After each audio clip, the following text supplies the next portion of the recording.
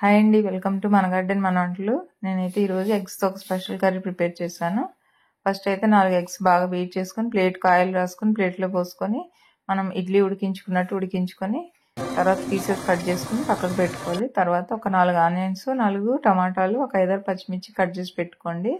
ప్యాన్లో ఒక 4 స్పూన్ల ఆయిల్ వేసుకుని ఆనియన్స్ అలానే పచ్చిమిర్చి, 1 స్పూన్ సాల్ట్, ఒక హాఫ్ స్పూన్ పసుపు వేసుకుని బాగా ఫ్రై చేసుకున్నాక టమాటో కూడా వేసుకుని బాగా మగ్గాక అప్పుడు ఒక 2.5 స్పూన్ల కారం, 1 స్పూన్ ధనియాల పొడి వేసుకుని 1 నిమిషం ఫ్రై చేసుకుని తర్వాత 1 గ్లాస్ వాటర్ పోసుకోవాలి. ఈ వాటర్ మరుగుతున్నప్పుడు మనం ఆల్రెడీ కట్ చేసి పెట్టుకున్న ఎగ్ పీసెస్ ఉన్నాయి కదా, ఆ ఎగ్ పీసెస్ వేసేసుకొని ఒక 5 మినిట్స్ మూత పెట్టుకొని ఉడికించుకోవడమే. ఈ కర్రీ చపాతీలోకి, రైస్లోకి కూడా చాలా బాగుంటుంది. మీకు ఇష్టమైతే గరం మసాలా కూడా వేసుకోవచ్చు. కంపల్సరీ ట్రై చేసి చూడండి. వీడియో నచ్చితే లైక్ చేయండి, షేర్ చేయండి, సబ్స్క్రైబ్ చేయండి.